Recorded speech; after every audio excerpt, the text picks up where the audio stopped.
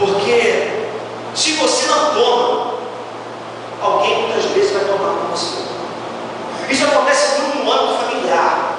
Os cônjuges, os maridos e mulheres, sabem o que eu estou falando aqui nessa noite. Tem pessoas que, como são mais ativas, se a bola, por assim dizer, anda no campo do outro, o outro decidir, e ele não decide, o outro passa por cima e decide por ela.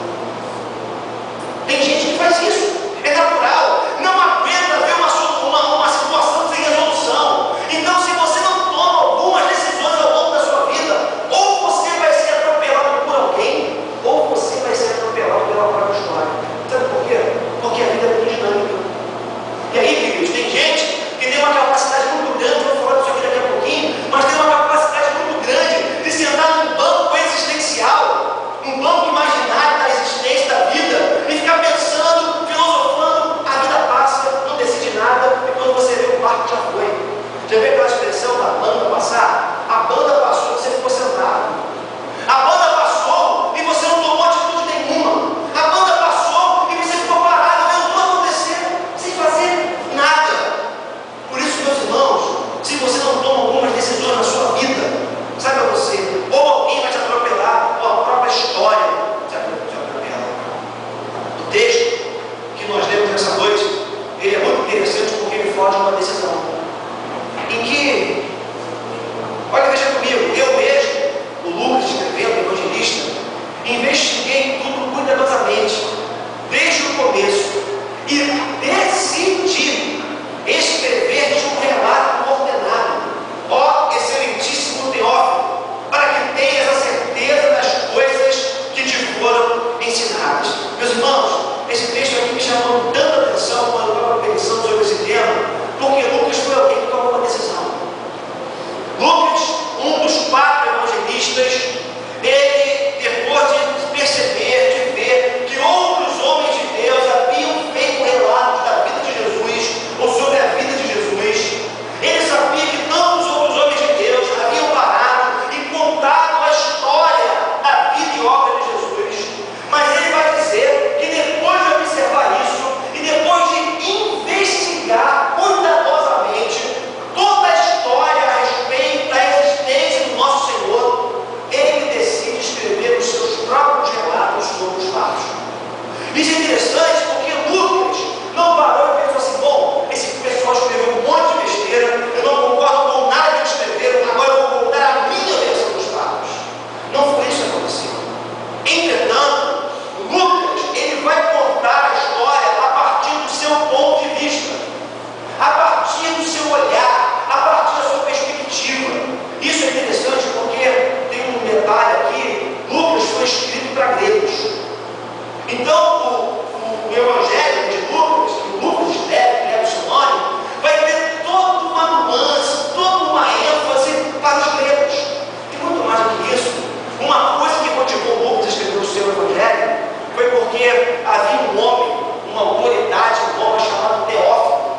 E os historiadores vão dizer que o Teófilo, ele era um novo convertido. O desejo de Lucas, a intenção inicial de Lucas foi escrever um Evangelho para solidificar a fé de Teófilo.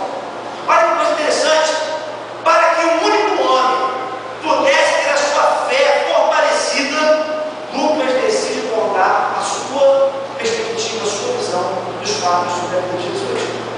E aqui, meus irmãos, eu já quero, desde já, começar a extrair lições desse relato para você e para mim nessa noite, porque tem decisões que nós tomamos na vida, decisões que nós tomamos na vida, que afetam extremamente a nossa vida e a vida de todas as outras pessoas. Pensa comigo por um instante.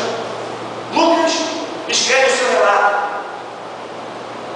Como que nesse momento, nesse contexto, Teófilo estava tendo o privilégio de ter nas suas mãos relatos fidedignos de alguém que caminhou com Jesus.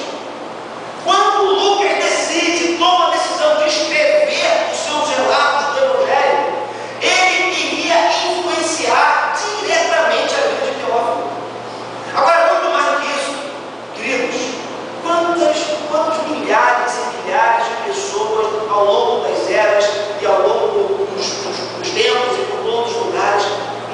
abençoados, congelados no Evangelho de Lucas. Nessa noite, mais de 2000 anos após, né, os fatos terem se dado, nós estamos aqui. Nessa noite, lendo um texto que só está aqui porque um dia Lucas decidiu registrar tudo aquilo que ele viu.